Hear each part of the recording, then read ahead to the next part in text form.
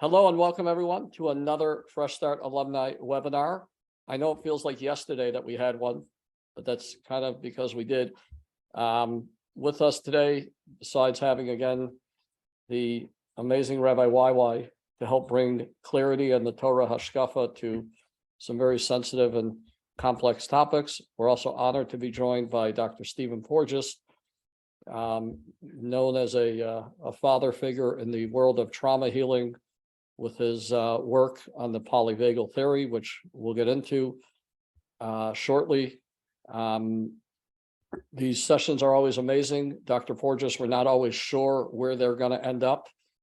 We know where they start, but really it's somewhat of an open-ended discussion. I think today the goal is to get a layman's explanation, if you will, from the man who spent his last X number of 30, 40, 50 years on, the autonomic nervous system, polyvagal theory, much of what we talk about here at Fresh Start, to get a better understanding of it. And then, of course, some questions will come up.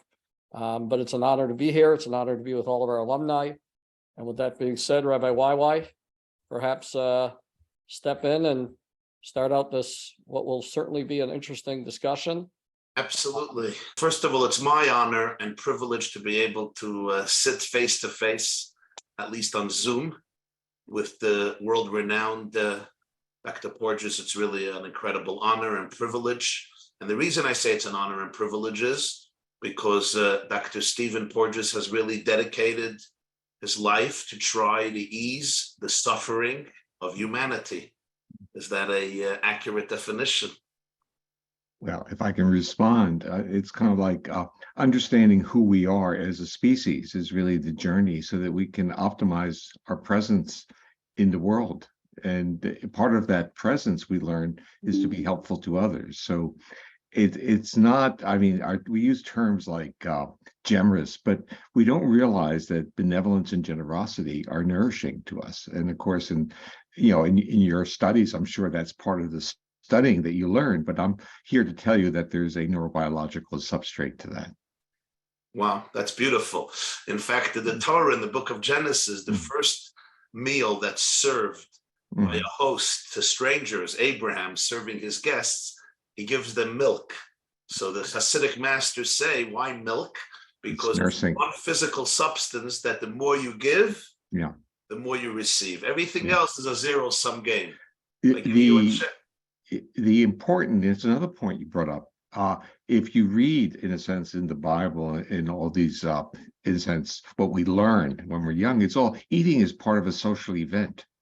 But in modern society, we have stripped the food from, we think in terms of nutrients, but we forget about the social nutrient. And this is what polyvagal theory is about. Wow. It's about the fact that the social nourishment enables us to regenerate mentally and physically. Wow. So what you really taught, I think what you taught so many of us is the deep kinship between the pure physical and the emotional attachment. Yeah. In other words, attachment is inherent to the fabric of biology. Yeah. What I would really say is it's not just attachment. It's really accessibility, being safe with another or being safe in this presence of another.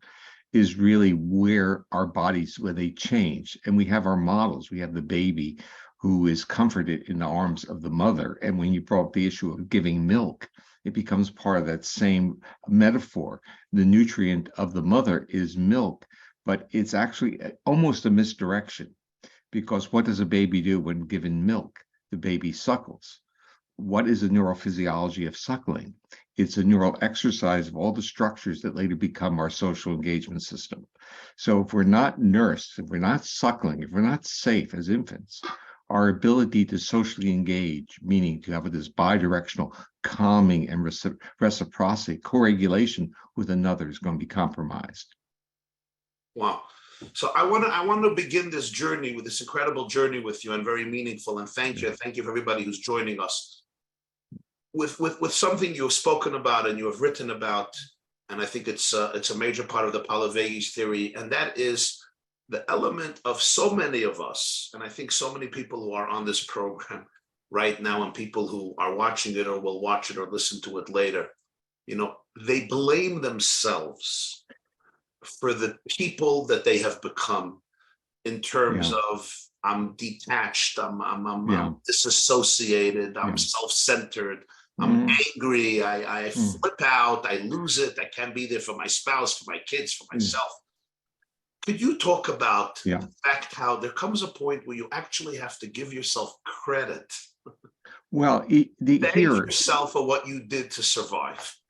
yes. So when the starting, let's say, the traction of polyvagal theory within the world of trauma was for people to understand that their bodily reactions to traumatic events like shutting down or dissociating or becoming numb in their body, these were adaptive.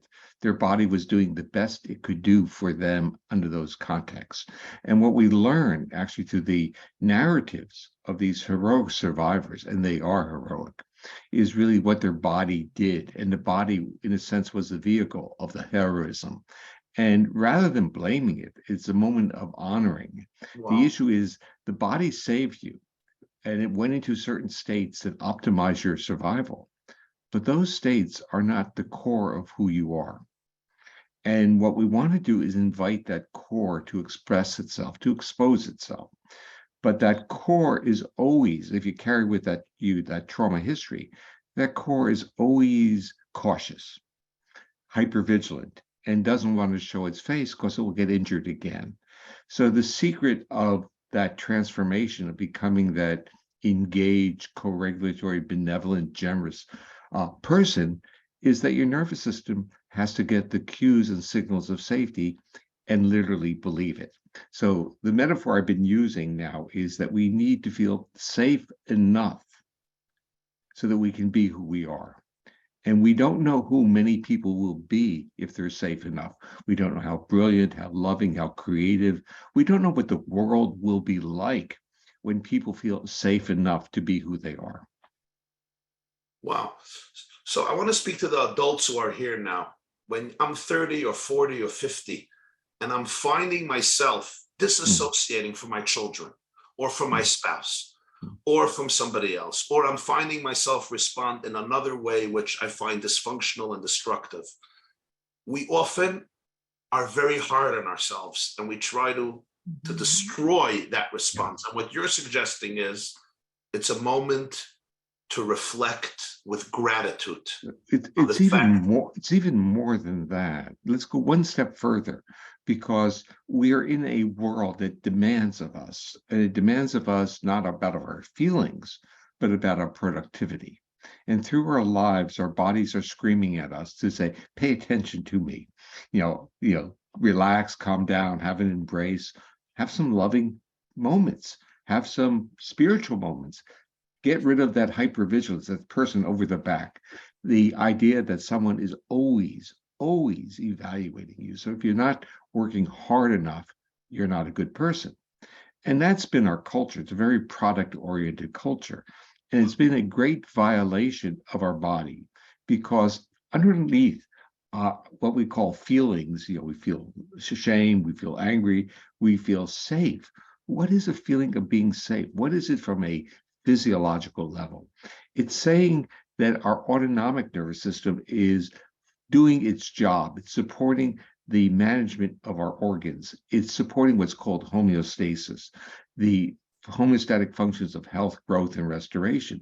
Our body can heal, but our mental health sits on top of that physical health. When our body isn't healthy, our mind is also in a state of defense. And that's the world most of us are living in. And it's very hard to be immune of that. The cues are overwhelming. Some of you have seen, I'm sure, the movie The Matrix. And in the movie, they talk about literally it's a digital world. We're not really experiencing it, but we live in a matrix. And that matrix is really cues of threat. Turn on the TV, walk into a classroom. Even look, in my discussion with Rabbi Russell was, what about the environments of the yeshivas? Are they safe environments that allow people to be safe enough to be brilliant, or are they demanding and basically self-punishing? So if you want people to be internalized enough so you don't have to, in a sense, criticize them, they'll criticize themselves. So in many ways, we've done things in a very successful way if that is the product that we want in society. But if we step back and say, what is the true product of being a human being? It's this benevolent species that is helpful to others, that loves to help others and gets, as I said, nourishment by being helpful. And we miss that, even though we know it. We have the archetype of the mother and the infant. But very quickly, we start, in a sense, child rearing, of taking the child away and demanding a capacity to self-regulate when the nervous system says, I'm not finished co-regulating. My body needs the co-regulation to get those cues of safety so that I can self-regulate at a later point in life. Let's be patient. Let's allow individuals to develop that capacity. And I use the term neural exercises because even the baby nursing is a neural exercise of these feedback loops that enable self-regulation later. Right. So if you could talk to us on a very practical level, those of us, forgive me, who were raped or molested as children, beaten, emotionally neglected, traumatized in one way or another, maybe over years. Yeah. As we grow up, we may not even be aware of how uptight and afraid our nervous system is. Number one, how do I even identify? How do I learn to hear what my body is saying? Number one. And number two, how do I begin to feel safe in a world that has been so cruel to me when I was 2 years old, 4 years old, 6 years old? Okay, let's start off with one basic rule. It's kind of like the instructions, don't try this at home by yourself, okay? So in a sense, that healing journey is not a self-healing journey, or let's put it this way, it's very difficult for an individual to heal on themselves because they need a context to feel safe enough to give up their vigilance. And that means they need cues of safety coming from a trusted individual. The underlying theme, and I'm sure this is part of Fresh Start, is that there's a trusting environment. And once that trusting environment is physically, I'd say, internalized into the nervous system, then things open up and experiences occur. The journey, and this is what you're asking me, what is the journey? First, I'm going to tell you that staying out of that journey has its own adaptive features: being numb, not remembering, being highly mobilized, being anxious, being productive, being a workaholic. All these features result in rewards within the culture we're in. It says I can generate more resources, more stuff, and therefore, if I have a bigger house, a nicer car, my kids go to private schools where they'll be abused as the tradition of the schools, I'm a success. I mean, because we really misunderstand what it is to be a successful human being. And I think in terms of rabbinical studies, that's part of the quest. What is it to be a successful human being? Give us Dr. Porges' definition of being a successful human being. Well, I'm on my journey of what it is. And I also, and I'm going to be very upfront. I've been an academic for over 50 years. And, within university settings, and they are far from welcoming and warm, fuzzy, supportive environments. Now, I'm a survivor, and I'm also a thriver from those bits, but I'm also secure enough to realize it's a stupid way of managing a resource, okay? But I went through it for many reasons. I felt if I had interesting ideas that I wanted to present, I needed the credibility of that other world. I needed to leverage my successes so that I can go on a podcast and talk to you, without worrying about someone else saying, what's Porges doing now? He's not in the laboratory.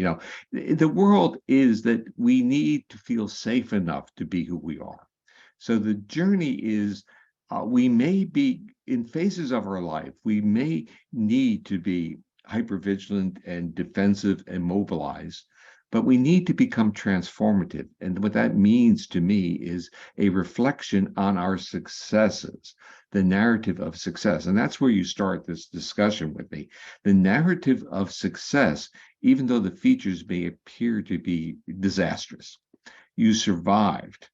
And this is a remarkable issue. And once you survive these events or these experiences, there literally now is a roadmap of how to get out of it. I mean, this is, I would say, use the term beauty, but we don't really mean that. We mean that this is the optimism of a period of time that my friends like Bessel, who was on talking to you last week, I believe you said, Yes.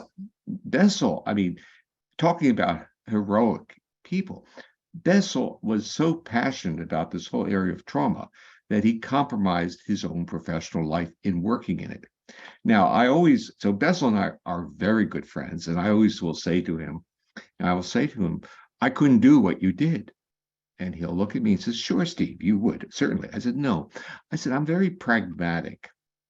Because I saw a vision of what I wanted to do and needed in a sense, the resources, the credibility to do that. So I had to live within, let's say, the belly of the enemy, if we want to call it that. I had to live, I'm a Trojan horse person. So I had to be within a university structure to understand that world so that I could navigate and I could succeed and flourish within that to do what I thought was transformative work.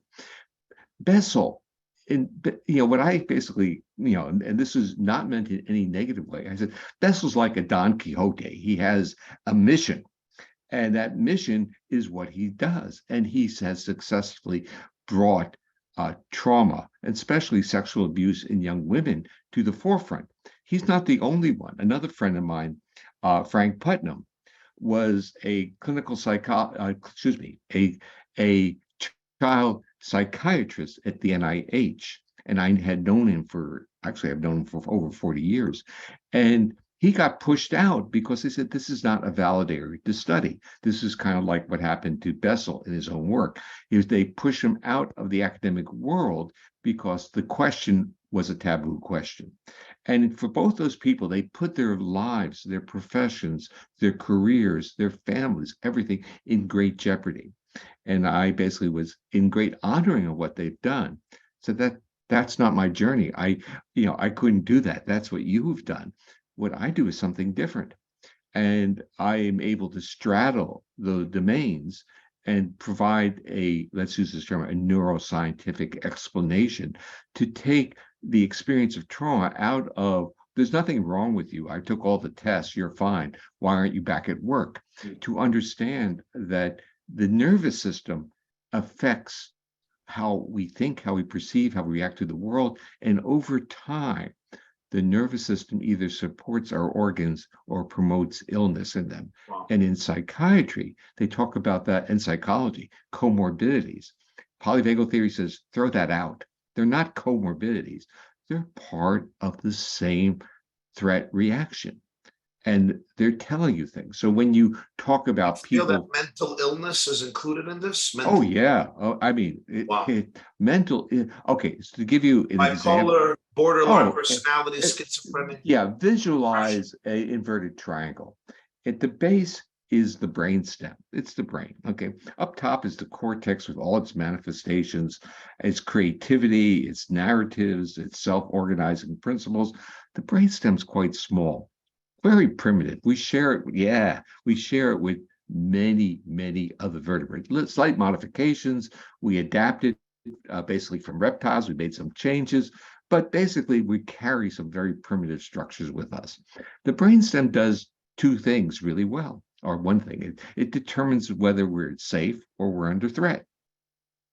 And when our body goes into states of threat, everything above it in the brain gets compromised. Everything.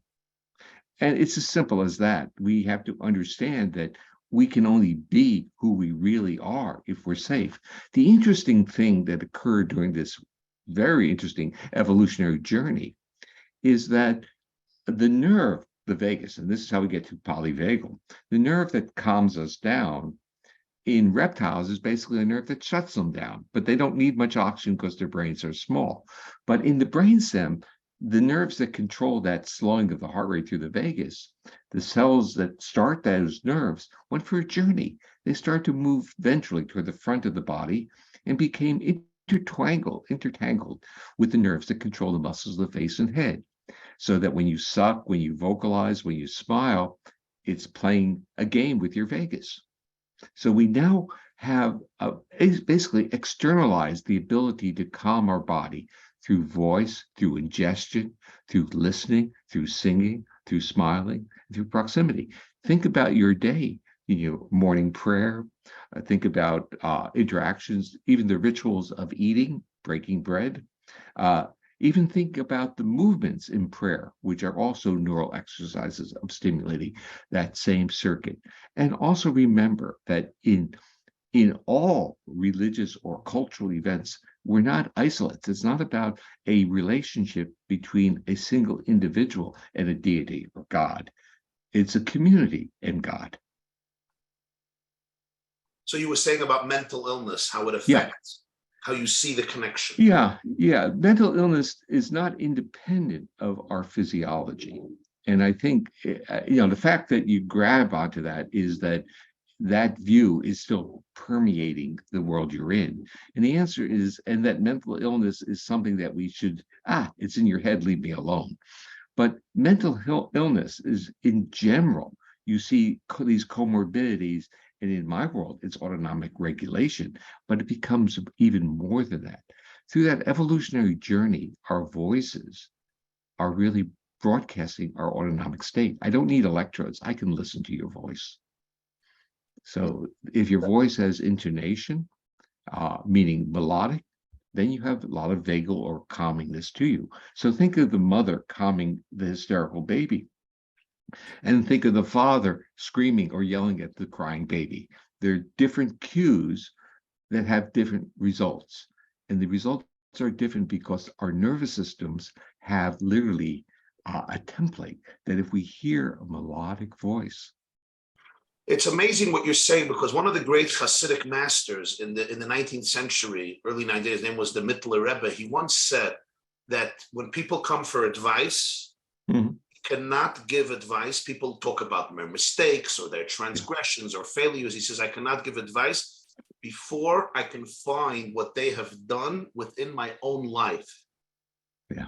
In other words, I have to find something inside of me. Yeah. And I'm understanding what you're saying now, because it's all about the safety that comes from true empathetic. It's trust. It's a trust that comes, it's a shared, there are a lot of words people use, like in the therapy world, they talk about therapeutic presence. But so I'm not preaching, but you feel safe in my presence because I'm not judging you. Right, because if you're preaching, you're judging.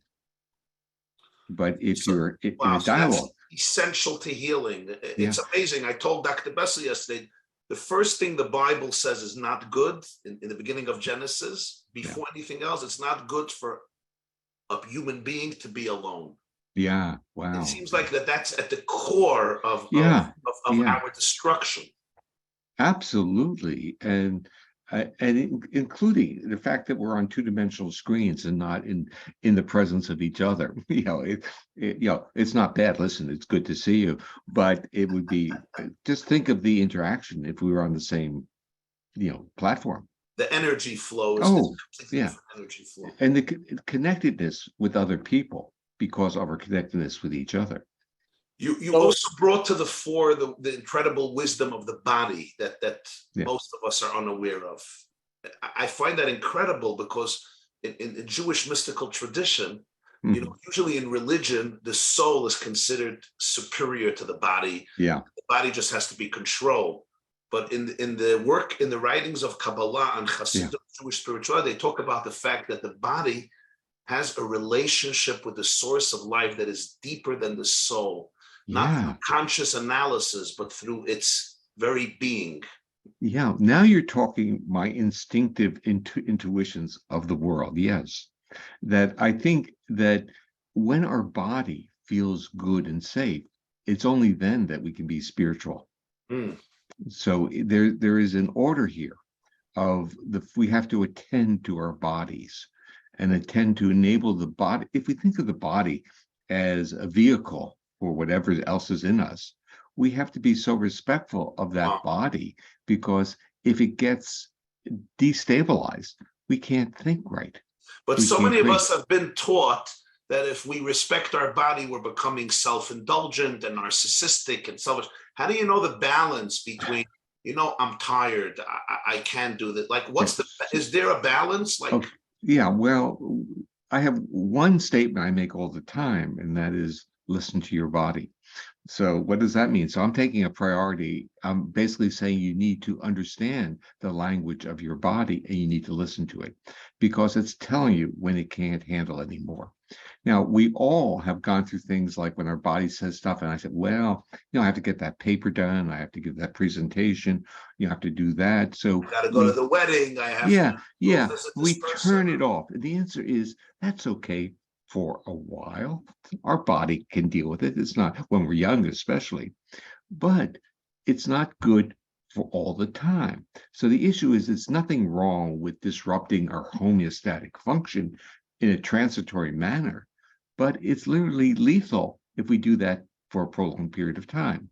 So the issue, doing business as usual. yeah, and what we were getting into, where people who carry trauma histories are they're beating up on themselves.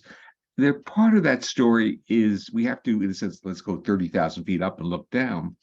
And what we really see is that beating up on themselves keeps them in the state where they don't feel that trauma. So it's been very functional for them for a long time.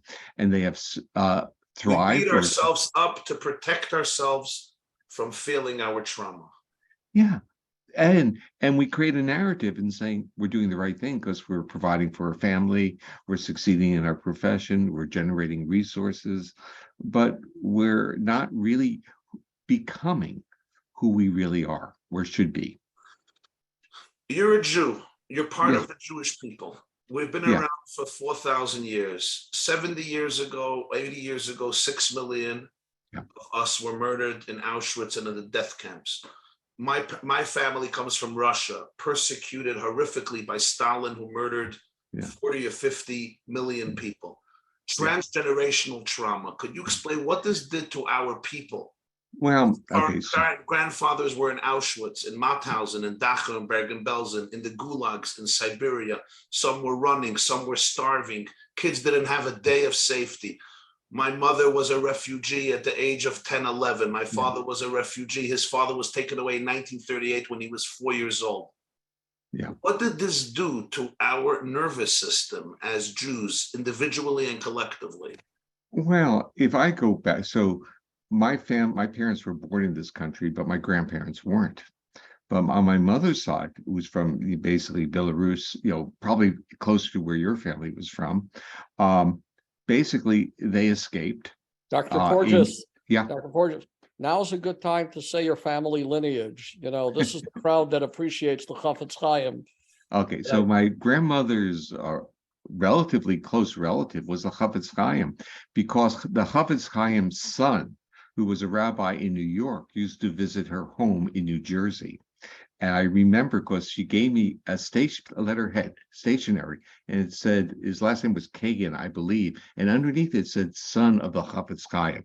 Now, when we start talking about respecting our parents, it's kind of a powerful thing. So yeah, there's a religious, mystical thread in my history. That's my grandmother on my mother's side. My grandfather on that side escaped from the Russian army in a coffin. At least that's how the story goes. They both came over in the turn of the century, early 1900s. And my grandmother pretended to be a daughter of a rabbi that was coming over at 12 and then was on her own when she got to the United States. And my grandfather escaped. He was like 19 or 20 when he came there. And what's interesting is that they created a family without a family. And there's all kinds of, we can get into the transgenerational trauma of their experiences, but they really didn't know how to make a family work. So, I mean, they were successful in they survived, their kids got educations, did well. That was that side of the family. But I want to do one other bit on that side, because my grandmother, when I was like 6 years old, And now we're talking about, I'll give you the age because I was born in 45, so it would have been the early 1950s. I'm sitting next to my grandmother on the living room couch, and she has a coffee table with a glass top. And some of you may have had relatives who had that. And these were pictures of her family in the old country. And she took my hand and says, Hitler got that one, Hitler got that, So I am now experiencing a memory that I have never forgotten. And when she died, I actually have the tabletop wrapped up in the garage. I haven't opened it or looked at it. But it was the sharing of that trauma. It was unambiguous. And my father's side had a more, let's just term it, simulated. They were Central European, and the history of Jews in Central Europe was different than that of Eastern Europe. Yeah. And I actually learned more and more about that from the traditions of the two families. And basically, they're both Jewish, but culturally, they're very, very different. So my father's family came from outside, basically, they view themselves, they're Austro-Hungarian, but they were from outside of Prague. In fact, in the Prague temples, there's still plaques for Porges. There were Porges rabbis there. So it's a traditional family there, although I thought the name was extremely rare here. There, they know of it. So it was a different worldview where the Central Europeans were a Jewish people who I wouldn't say always assimilated, but they functioned within a more, let's say, diverse, it's a Gentile world. They functioned well within those worlds, while Eastern European was isolated. There were pogroms, there were shuttles. It was very different. So the part is that what is the transgenerational trauma? Is it my grandmother taking my hand and pointing out those things, or is it something even deeper? I don't know how deep it is, but when I listen to my friend Gabor Mate, who you may know, Yes. and he's Jewish, and he was basically, his mother was pregnant. He was born in 1944. During the Holocaust. Yeah. And he feels. And Gabor was, I think, abducted for 5 days. He was taken away from his mother gave him up. To save him. Save him. Yeah. But the issue is, it's deep inside of him. He knows it's there. And he has this Hungarian, and we kind of have this brother relationship because there's this Hungarian part of me too. But it's deep there. And so we see Bessel, who grew up basically was born during the famine following World War II in the Netherlands, Gabor. And if you have met Peter Levine or not, he has another basic trauma history. Now, here's me, who basically functions through life and doesn't have any identifiable traumas. But I have this very, I would say, this mind that kind of deconstructs other people's experiences. And I start to see these principles occurring, and I realize that my friends are reacting to the world differently than I am. And that even though I could say I suffer from transgenerational trauma, not to a great degree, my body is always maintained its sense. Basically, I haven't dissociated. And what I would say in the retrospect, as we look through our own histories, the only thing that surprises me about myself is how bold I've been throughout my whole history. So and then if we translate it into polyvagal terms, what am I really saying? I was safe enough to be who I am. I wasn't that concerned. That meant that I could do novelty, I could be creative, I could do other things. But I learned a lesson relatively early in life.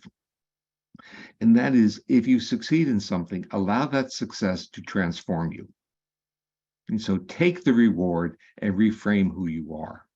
It's a powerful message, because what people often do is they get rewards and say, oh, that's not important because I got it. And what we need to say is, people are giving me an award. They're saying I did something good. The examples I use, I was a very fine musician when I was younger. So, and that's a consensus judgment. So I was number 2 in the state of New Jersey on the clarinet, and my teacher had been the solo clarinetist with Toscanini. So I had experiences in music of saying, you're good. It's unambiguous. And I also ran. I wasn't great, but I was good enough I got a track scholarship. And we know how are you good when you run? It's the time. It's an objective measurement. So the convergence of a consensus through music and the issue of track basically said, yeah, you're okay. And you're a smart guy. You don't have to get all A's. Well, I had friends who basically, if they didn't get a perfect score, they felt like they had failed. I basically said, get through the course, move on to the next thing. But for many people here, when they get such compliments, those compliments are filtered through the trauma perception. They don't mean it. I have to work even harder, and they're saying it to make me feel good. Even if I believe it, my nervous system doesn't believe it. Right, they're not safe enough to take so help us. So hold my hand for a few moments. I'll hold your hand, and I'll when somebody's giving you a compliment or me a compliment, or any of you out here a compliment. Yeah. Can I add to that? Can I add to that, Rabbi YY, doctor, as you're holding Rabbi YY's virtual hand, can you also explain what's going on in the person's body, like physically, when they get that compliment and they automatically push it away? What's going on from a physiological level? So first I'm going to throw in one more question, because we want the comprehensive answer. Or my spouse, my husband, my wife says, don't forget to be on time. You have to be 7 o'clock there, or you forgot to buy the challah for Shabbos. Or you're late. I think, suddenly, you're a bad guy. I know. Body shuts down. You're uptight. You're angry. You want to throw a rock on the window, but you're a nice guy, so you're aggressive. Yeah, but here's the problem. It's the fact that we're using language without understanding the impact of that language. So we're not co-regulating in our language. I have the same thing with my wife. She says things to me, and they're basically triggers, because we're assuming I have responsibility for things that I don't have responsibility for. And we have to basically say, look, nothing wrong with a dialogue, but when you start, in a sense, proclaiming that someone has to do something, it's not the same thing as saying, will you be able to do that? It's different. It's the way we engage the person in the dialogue. Does it have a symmetry to it? Or are we, in a sense, bossing? And the issue is our bodies do well when we say, there are a lot of things going on. Could you be helpful and do this? Or will you have time to be helpful and do this? I shouldn't even use the word, will you be helpful? Will you have time? The issue is because we have to assume that you'll be helpful. We don't want to. The spouse may also not be regulated. That's my point. That's my point. So the point is, when people are anxious, in the case like your spouse or my spouse, they are broadcasting their physiological state to us. Now, the issue is, when someone is anxious, what is a physiological state of anxiety? It's threat. They're broadcasting their state of threat. It's the same physiological state. And when we detect cues of threat from someone else when they're broadcasting it, guess what happens to our bodies? Just what you described. We move into that same state. Now we're no longer the compassionate adult in the room. We're no longer there to comfort that person. So we get into these cycles. Triggered. We're triggered. We're triggered. I want you to hold my hands and do a few things with me. So hold my hand and help me co-regulate. How do I co-regulate my child, my spouse? Let's slow things up. Let's give you that reaction. That reaction is a physiological reaction. You were told something.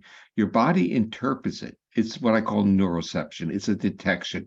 It's not a intentional behavior. Your body reacted to it. And that neuroception is kind of like what people really mean when they say the word empathy.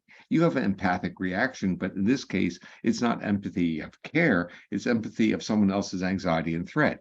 But you picked it up, it was broadcast, and it was unambiguously broadcast to you. That's the important point. There's no ambiguity. And once you acknowledge that, you say, well, look what my body picked up.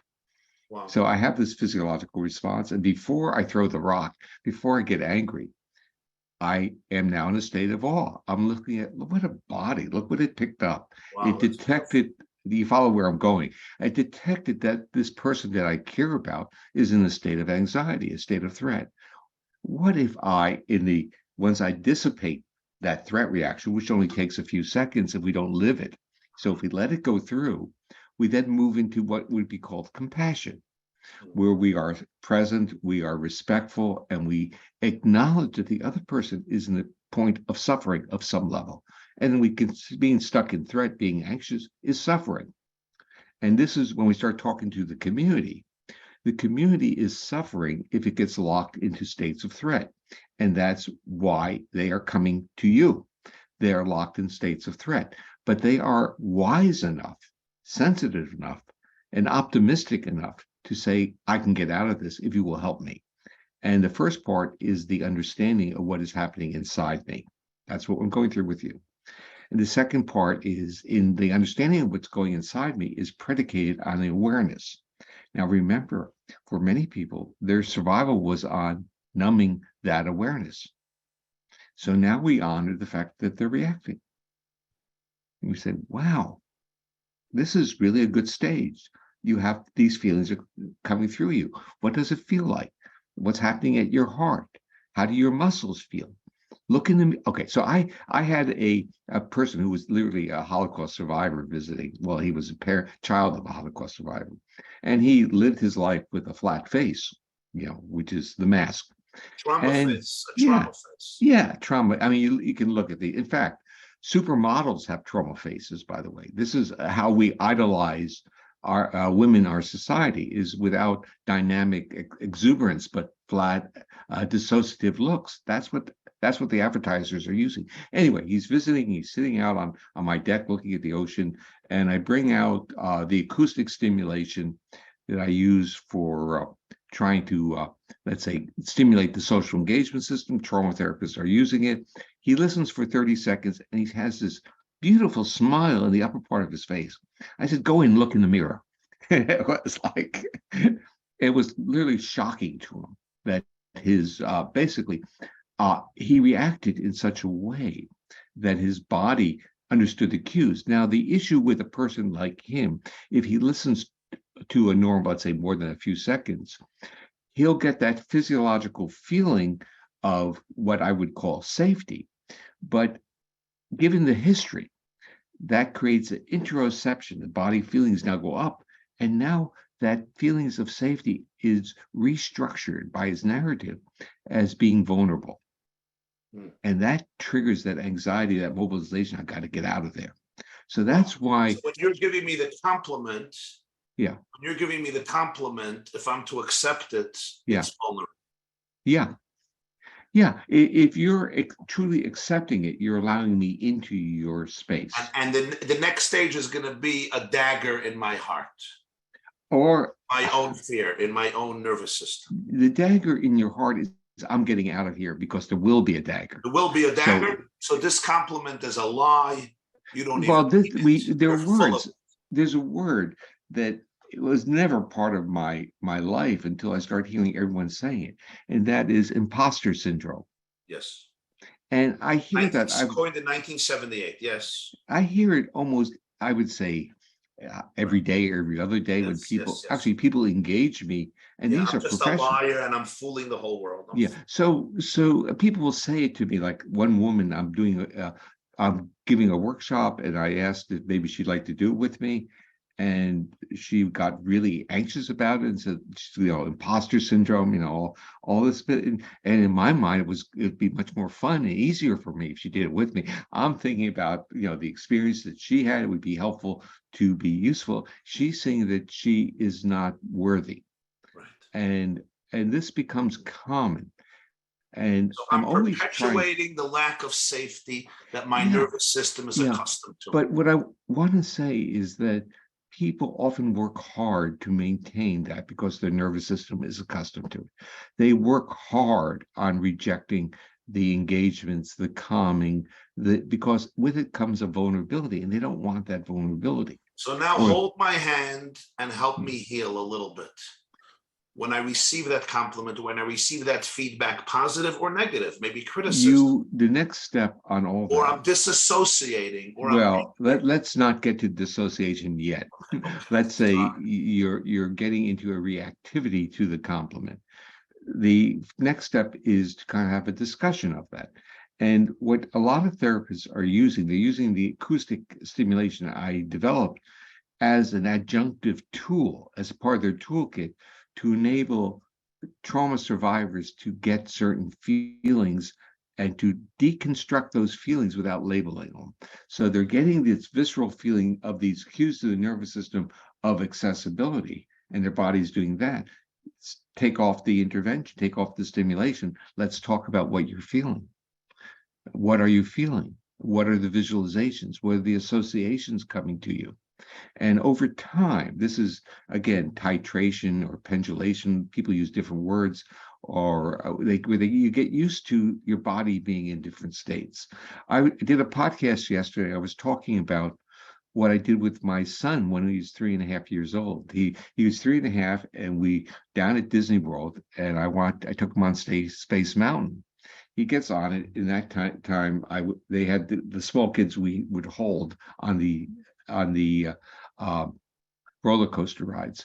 And so it starts creaking up the incline. And he says to me, he says, "Dad, I want to get out." I look at him, and I can't look at me. I have him in my arms. I said, "It's almost over." And we go on this thing, go shh, and we're down in the 1.5 minutes, and he's looking pretty pale. And I looked over at him. I said, "Wasn't that fun?" He thought for a moment. He went inside. He thought about how he felt. And he says, "Yes, let's do it again." And the point is that he had a bodily feeling that he was not used to. And it could have been labeled in different ways. But the fact that his father was there and his father wanted to do this, it became something that he experienced in a very positive way. He still loves roller coasters, and he's in his early 40s. Rabbi YY and Dr. Porges, I know we had an hour set aside. Doctor, if we go a little longer, is that okay? Sure, that's fine. Okay, good. Because we do have a few live questions that are coming in. So you said something very powerful. So if I say something to my spouse, or conversely, or another person that I'm close with, how do I know that the anxiety or the shutting down or the nervousness I'm experiencing actually has nothing to do with what they said, but with my own perception and interpretation of what they said? In other words, let's get something on the table. The words are not the major thing. It's how they said it. The intonation of their voice is what you're detecting. And so you don't get into an argument about words. Get into an argument about the what's being conveyed through the intonation of the voice. You can say really nasty things with a prosodic voice, and people will just laugh at you. It's really this understanding that it's not the words, it's how the words are spoken. And that's the biological aspect of how the body reacts. And so when you're in this, let's say, benevolent, calm mood, your voice broadcasts it. And we are a very linguistic syntax world, where we try to think that I didn't say that, therefore I'm not culpable in any way. But we are, if we are broadcasting our own physiological anxiety. But is it not true that based on my own history of my own nervous system, you might tell me, something, and I will be very, very calm. But another person might hear the same tone, the same melody, freak out because of their own history. It's their own history, but let's make that a little more scientific. Let's say it's not just their history, it's the physiological state they are in at the moment that they're hearing it. And that means that you could respond in different ways based upon your own physiological state. So just because you're resilient today to my insulting words doesn't mean you will be tomorrow. So we have, in a sense, we have to understand that our bodily state is really a functional mediator. You would view it literally as a filter or an amplifier of how we react. And mediator means that when our body's in this calm, safe state, we can literally go anywhere. If it's not in that state, which is really more descriptive of most people, then we have to be careful, because we may trigger someone else or we may be triggered. The part I really want to emphasize is that it's not the words. intonation of voice is much more biologically potent to us than the words themselves. So contrary to the sticks and stones can't break my bones, words can never harm me. That's not, the words are not what's harming you. It's the intonation of the words that are. Melody. Yeah, and it's hurtful.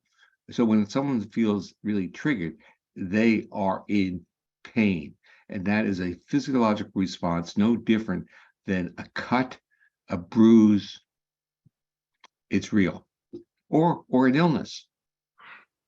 So if we let's jump into a few questions here before we our time is up, Doc. Jaco from Eretz Yisrael, I think you had a live question. Yeah, based on what you just were saying, as an example, for instance, okay, because what I'm here, first of all, thank you, Dr. Porges, for your time. That we really appreciate that. That's first. You as the trauma victim, okay, I'm coming from the trauma side of things. You're healing. You're feeling much better in your growth and the way you're going about your life. Now you have somebody who comes on the other side and you're having a conversation with them. And their tone of voice starts becoming a little bit louder, or a little bit stronger. You yourself already feeling stressed and triggered. Okay. You react, of course, slightly, and that other person now reacts in kind. As the person who's growing, and you know it, you feel it, you understand that you are being triggered. You're in the midst of a conversation. How, when you want to bring down that co-regulation, is there a trick or a something that as the individual that you can help bring it down? Because it's very good for a person who does not have that history necessarily of trauma to understand that maybe I'm triggering somebody. I need to bring down the co-regulation. I need to bring down the tone. But the person who is triggered has a much harder time bringing down that tone. Let's go through the whole your whole discussion here. Let's start off with identifying as a victim of and not a survivor. So let's talk about even the presentation of your own self. You are a survivor, you're not a victim. You have survived it. That in itself is a very positive attribute. And so let's get that into the core of who you are. The other part is, yes, when you feel triggered, you have a responsibility now to that body. And that is, number one, you may basically say, I need to excuse myself from here. I need to go for a walk. Alternatively, the person you're having this more heated type dialogue, if you were walking and talking, the dialogue might be much more manageable because your body is really screaming to move into a fight flight. And if you're walking, you're already partially there. So I think the dance movement therapists had the secret all along that when you deal with deep trauma, movement is important because focusing on a sedentary situation is focusing on a person who is vulnerable and can easily be triggered, and being in a seated position is a place of vulnerability. So number one trick is movement. Number two trick is taking a breath. And I would say the most important thing is to say, I had enough. We'll get back into this, but not right now. In a sense, be deflected and be respectful, but deflected and say, this is not, you can even say, I need to take a deep breath. I need to walk. This is very important in terms of my own history. And I'm not really prepared to deal with it right now. As I said, try to smooth it in a way that doesn't trigger the other person. But the issue is you need to respect what your body has been telling you, because over time, if you can, in a sense, navigate in and out of these situations, you'll gain more and more resilience, because your nervous system really lives and thrives on what I call neural expectancy. The fact that it becomes dysregulating for you is your nervous system already has anticipated the worst. And as you have more positive experiences, your nervous system says these are the ups and downs of normal dialogue. Dr. Porges, is this a good time? Like I said, when we started, we never know the direction of these sessions. Perhaps it would have made more sense earlier, but things just took off. But can you give a polyvagal for dummies, 90 seconds? Many of the people watching this right now are aware of your work. We talk about it here at Fresh Start. It's a big part, but for newbies that are going to watch this video, what's a 90-second version of polyvagal to just understand its real impact on the body? The 10-second one is that our physiological state influences our way we react to the world, how we perceive it, how we respond to others.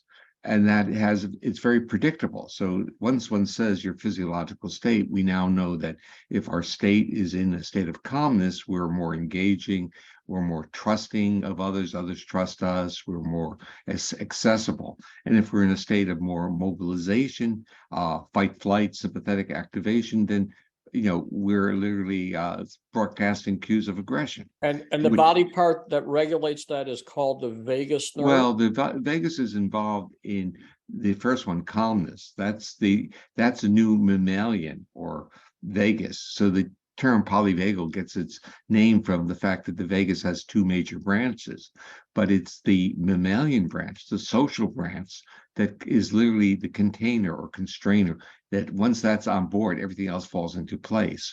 So you can pull it back and you get sympathetic excitation, but when you are resilient, the vagal brake goes right back on and you're back in the dialogue.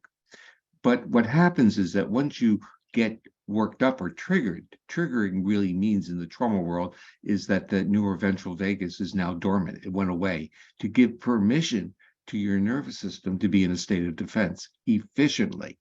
You are now a warrior until you can no longer fight, and then you shut down when it gets overwhelming and you disappear, you dissociate. And those are defensive systems. The aggressive one uses sympathetic, but the shutting down one is also a vagal, but it's an ancient vagal circuit. So thus polyvagal. But the point of the theory is that intervening variable, what's between you and the world and your responses, is your physiological state. And when you're in that calm ventral vagal state, the world can go all different ways and you're in charge, you're loving, you're caring, you're resilient. When you're in a state of sympathetic dominance or fight, flight, or highly mobilized, anything that happens, it's going to trigger and you're going to overreact. And if you're in the other one, you're not there. I mean, which is the way. So I think the Rabbi YY, I'm sure you'd agree, but the famous Yiddish expression of Salz and Kupferein turns out is not so true. And that's essentially polyvagal theory. It's not all in Kupferein, it's in your body. Well, losing your head is number one. That's when you lose your head. Okay, so you fell into a trap there with that statement because you separated the mind or the brain from the body. Right. And polyvagal theory says this is a bidirectional integrated system. It's a co-regulatory system. And when the brain no longer has its regulatory capacity to service the body, we're in states of defense. And that's not good. So when we lose our head, we're in states of defense. But when we have our head, our body does what it's supposed to do, and our mind and our brain and our social behavior and our compassion and love does what it evolved to do. Okay. I think we might have a couple other questions there. Ephraim, did you want to ask a question? Yes. Go ahead. So as a parent that has limited time to spend with their children, what do I want to be doing in that limited time, especially given, all the stuff that we're learning Fresh Start in terms of like attachment and safety and instilling safe feelings in our children? You want to give the child cues of safety, but you have to know what cues of safety are. So the issue is engagement, where you look at and where you smile, where you do reciprocity, playfulness. If you can experience playfulness with a child, that is co-regulation. playfulness is not parallel play. Playfulness is interacting with the person, seeing them, and having shared behaviors. Team sports used to be really examples of things that occurred, where you look at your teammates that will enhance your ability to perform. So the child needs to feel that the child is the focus of the world at that point. What that means is the child's not taking you away from something that the child has already internalized is important to you. So it's like, I'm stopping work so I can play with you now. Don't ever say that. Saying, look, I'm really going to make time because I really love to play with my kids. And that has to be conveyed. What it gets conveyed in intonation of voice, in facial expressivity, in muscle tone, in gesture. Just think about who you would want to spend time with when you were younger. And think about how people respond to you even when you're older. And what are the features of people that makes your body give up its tension? Thank you. Doctor, I had a question also. You were talking before about how important, it is for a baby to be nursed by the mother, and what's done for this young child, how it prepares the nervous system for the rest of their lives. What happens when, this is a question of many of our participants and myself, when I didn't have that? I didn't have a safe, how do I start doing that to myself? Yeah. Well, remember, the rules are, you're well along on your journey because you're asking the right questions. And the next question is, what are the bodily feelings that you have when you feel safe, and if you can feel safe with another? And there are a lot of ways that people enhance those bodily feelings. Some of them are as simple as breathing technology. So like almost yoga breathing, where you learn to exhale slowly. When you exhale slowly, it's the calming. And the mammalian vagus is doing its job doing exhalation. If you want to get anxious and mobilized, extend the duration of your inhalations and exhale very rapidly, and you'll get very worked up very quickly. You can do that as an exercise, and you can see how powerful it is to shift physiological state, how the world looks. I used to do an experiential at workshops where I had people do long exhalations and short inhalations and reverse them. And what was interesting is when you have long inhalations and short exhalations, the person across from, they used to think that they were doing something wrong. So it's this whole notion that if your body's in a state of mobilized threat, literally, you're going to evaluate the world as being aggressive, or you're an imposter, you did something wrong. But when they exhaled slowly, they saw their partner as someone they would like to know better. They start to see the warmth in the other person's face. And it's really remarkable that something as simple as how we breathe can change our world. So for you, I would say some of these breathing techniques and seeing how the world looks to you with these different breathing techniques is the next step, because what you're learning is what are those bodily feelings that enable you to be accessible. And when we started this whole session, I wanted to really make the statement that I'd be called Steve and not Dr. Porges, because if you want to grasp polyvagal theory, it's all about accessibility. And if you start putting labels, you put distance, and you're giving mixed cues to people who are reaching out for co-regulation. So what I'm saying is accessibility is our gift. And when we feel safe enough to be accessible, we are co-regulators. I just want to tell you, it's a fascinating point you just mentioned. At Fresh Start, we have the privilege of working with some of the most amazing people who spent years getting degrees. And one that we talked to last week that's working with us in a particular project, I assume you might know her, Dr. Ruth Lanius. Oh, yeah. And she's like, no, call me Ruth. And now I know we're sitting here, you're saying call you Steve, and you got Janina Fisher who says call me Janina. And I don't know, in our culture, Rabbi YY, the rabbi and doctor, I mean, who doesn't want a doctor for a son-in-law, right?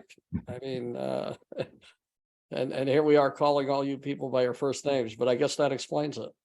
Yeah, well, there's okay, so look, I came out of a East Coast culture where doctor was the world, in fact, my folks were very disappointed that I wasn't, quote, a real doctor. Okay, let's go into that level.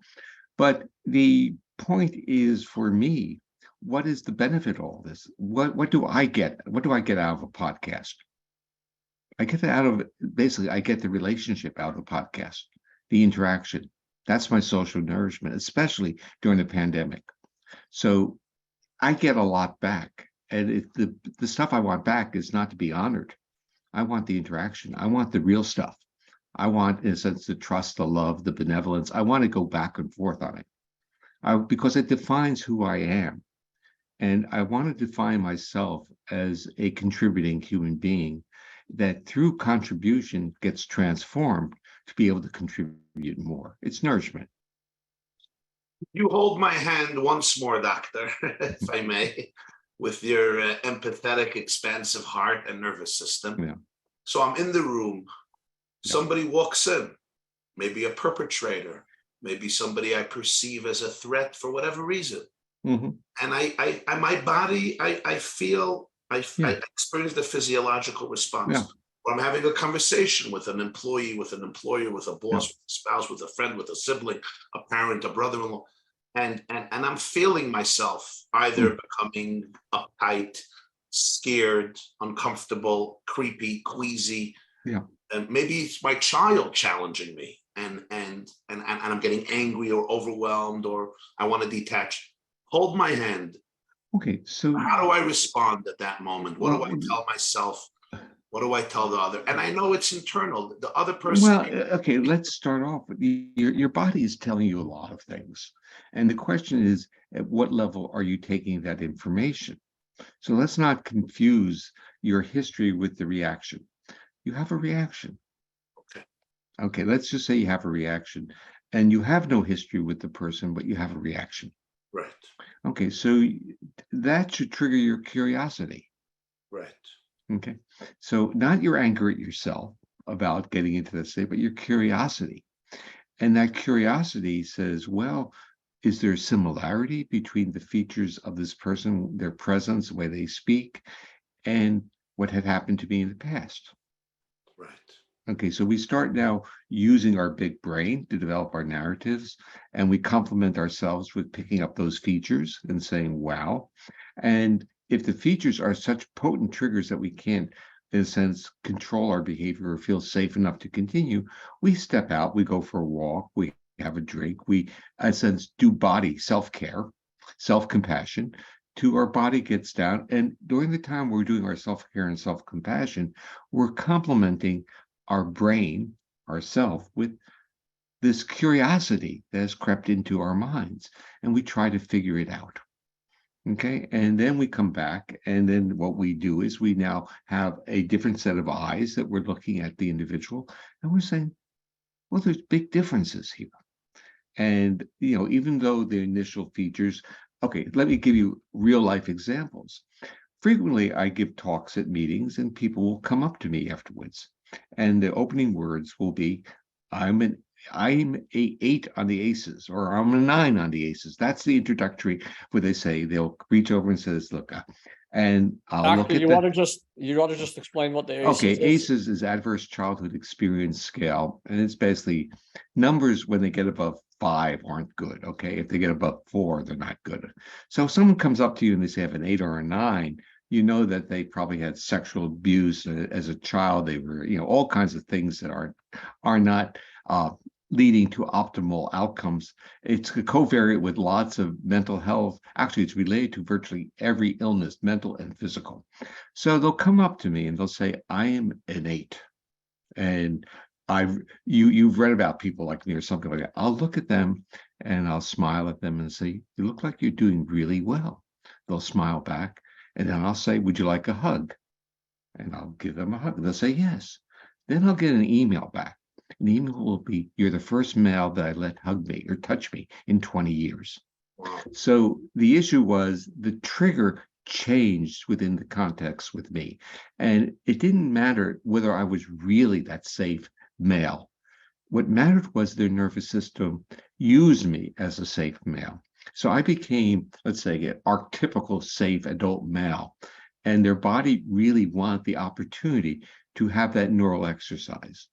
And to me, as I say, it's really kind of with gratitude. I am pleased that I can play that role.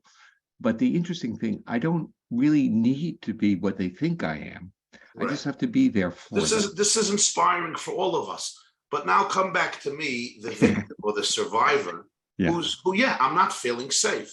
Yeah. This person is talking to me, and they may be the nicest person in the world. Yeah. Right? But I have learned that I am not safe. Yeah. So I see you or whoever it is as a threat, even though you're not screaming at me. Yeah. But I am perceiving here a threat. Hold my hand. How can You're not perceiving a threat. You're detecting a threat. There's a difference. Beautiful. Once you perceive it, you're blaming yourself if it's a real threat or not a real threat. Okay, that's you powerful. have a nervous system reaction, a neuroception. So you're detecting features of a person that your nervous system is, let's say, detecting as a threat. It doesn't mean it's a real threat. Right. So the issue is you're a smart guy. But you first, and this is where I think I want to hold your hand, because there is a gap here. You need your hand held because first, yes, you need your hand held because you first need to respect your bodily feelings. Your knee-jerk response is to get angry at yourself. Mm-hmm. And the reaction is, my body is responding. Isn't that interesting?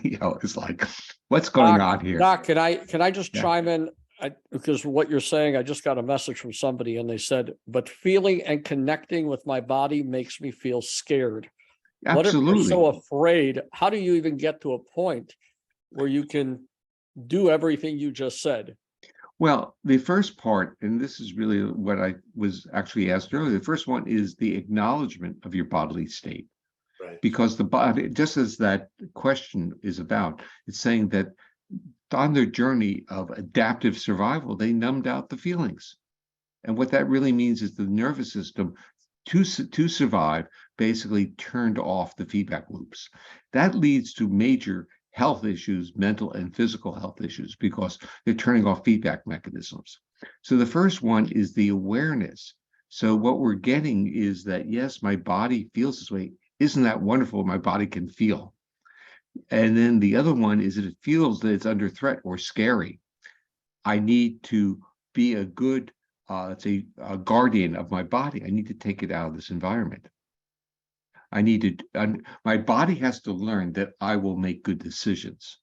And the good decision is, I'm getting triggered. What do?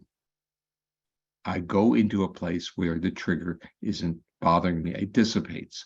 It doesn't mean, and again, people who have these experiences often will drink or take drugs as a mechanism for numbing this out, or become workaholics, exercise addicts, all these types of strategies to numb the body out. And what we want to say is, the body is telling me something important, and I am aware of that. It may make me feel uncomfortable. But as I learn more about it, the journey is mapped out for me. It's mapped out through basically all the wonderful therapists that you have engaged and know about, that they have developed strategies that bring people along that journey. That starts off with the awareness, and it incorporates a lack of labeling those feelings. So there are two things occurring: aware, but not labeling the feelings. The label locks in the feelings. And so we can't budge. We can't get out of it because we have the narrative.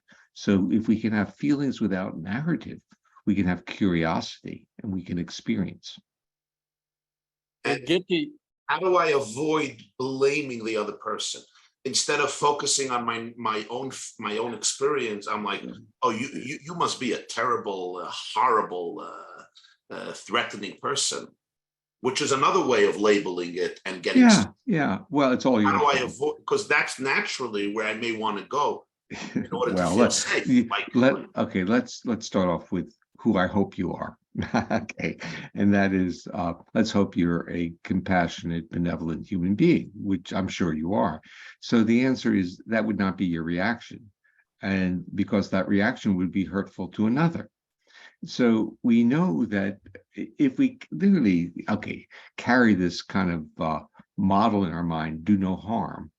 And the issue is we can be triggered and our body may want to be harmful to others, that we can see what's the game that is being played with us as we shift physiological state. And we can use our big brain, and we have big brains, to kind of understand and literally monitor what's happening and not be seduced into completing the action that a lower brain survival system wants to put us in. Because especially when you're dealing, let's say, with people who are anxious, they want to complete the action. They can't stop it. And the answer is, if you can stop it and just revel in the feelings with curiosity, you're on your way to heal, because you've now interfered with that lower brainstem foundational survival reaction with a higher cortical influence. And that's the healing process. It's when our conscious brain takes agency over these responses, and doesn't take agency by blaming it, but takes agency by respecting it and finding curiosity in it. Doc, do we have time for one more live One question? more, and then Okay, then we're rolling. Gitti, go ahead, and then we're gonna say our goodbyes. Okay. Gitti, you got on mute. Yes, hi. My question is, when I get triggered, I can realize what you're saying. Like I'm on the journey of, calming myself down. But what about when I'm in a like constant triggered state? Like I'm triggered just because I'm existing. Like that's triggering, and that's where I don't know like how to. Okay, so again, a lot of people deal with that by moving. This is so they do things like going for walks or going into nature or having a dog, having a pet, using a dog or a pet or a cat as a co-regulator. A lot of people can't co-regulate with humans, but with pets, their bodies can feel safe enough to co-regulate. And there are people who work with horses the same way. So given that your body is screaming and you're basically searching for a tool for co-regulation, think about pets and think about walking. I don't live in a place where pets are. You don't live where? Pardon? Pets are not so. I wouldn't have a pet or something, but The community that she lives in is still working through their journey of accepting pets as a common form of connection. Okay, then is there nature near where she lives? Is there a park? Is there a park? Are there birds? Is there a zoo?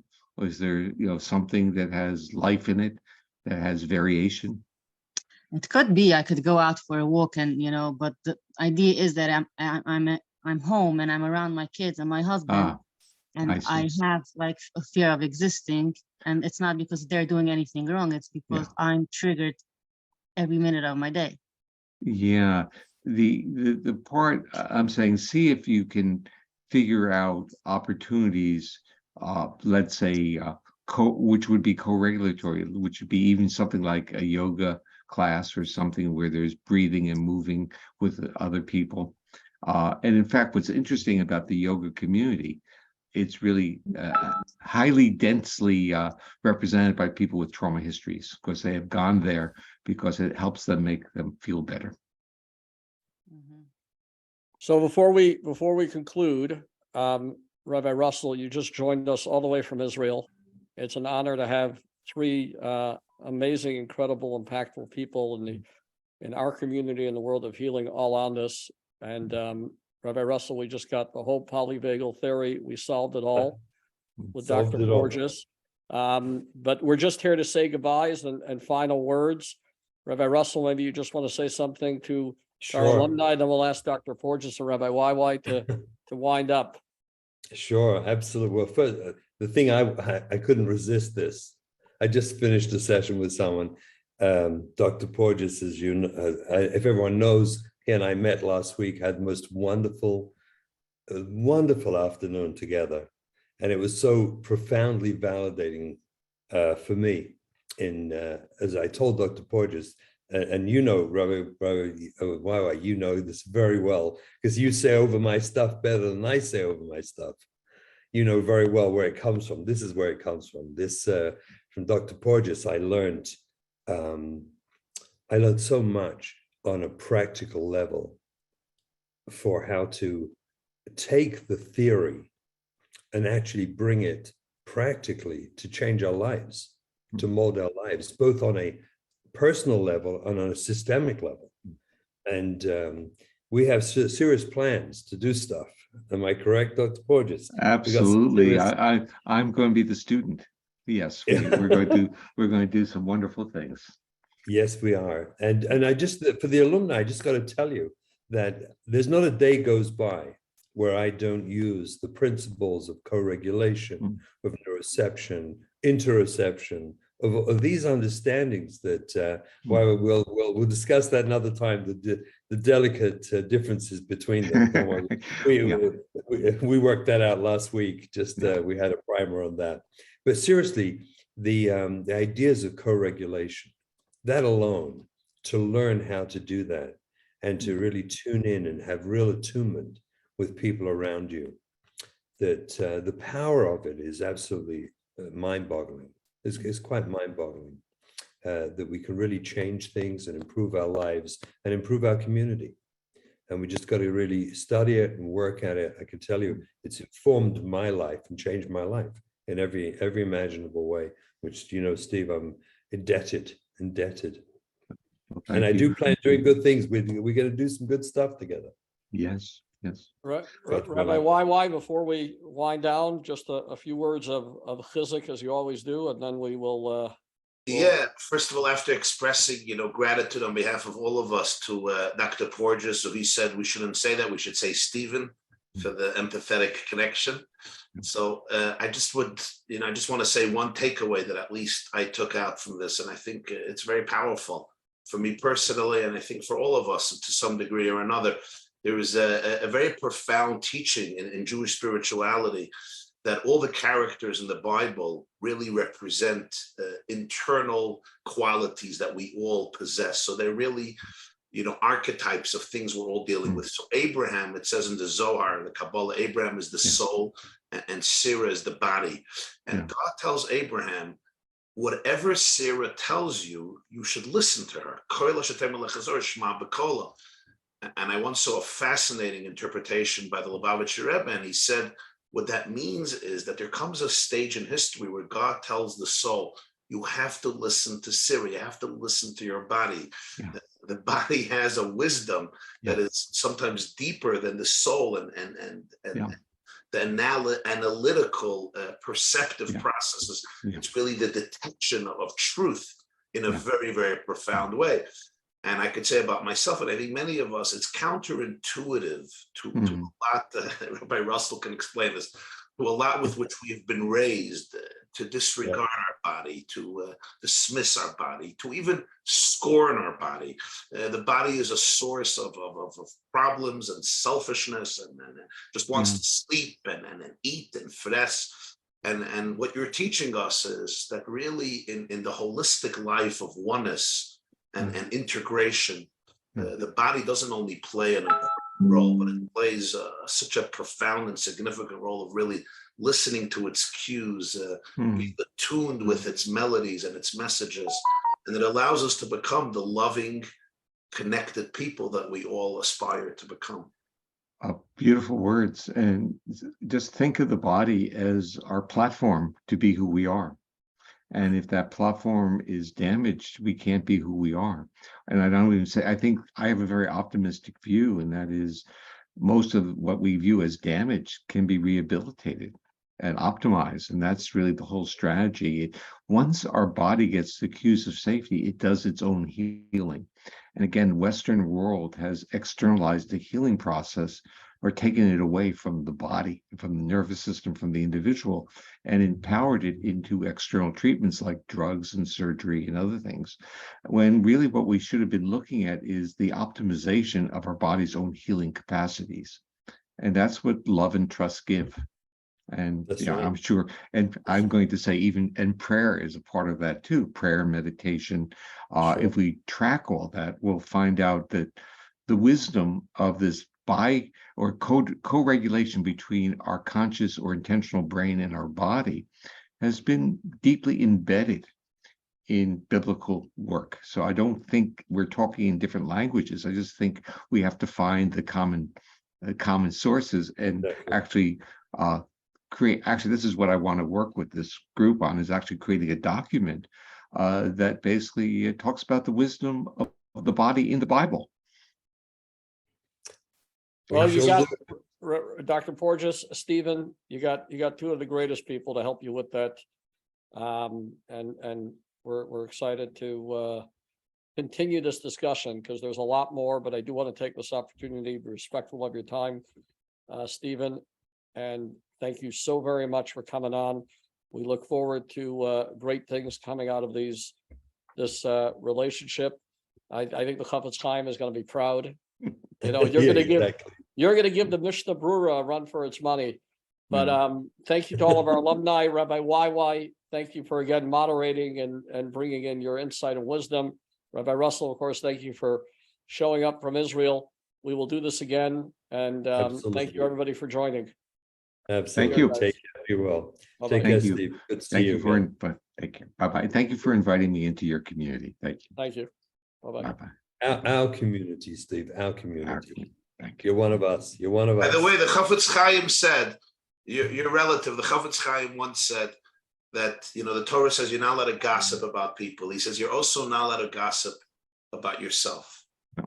And it's just something you said before, how you have to really be able to celebrate your success. Yeah. So the Chafetz Chaim concurs. Thank you. Take care, everybody. Okay. Bye-bye. Thank you for the words of wisdom. Bye-bye.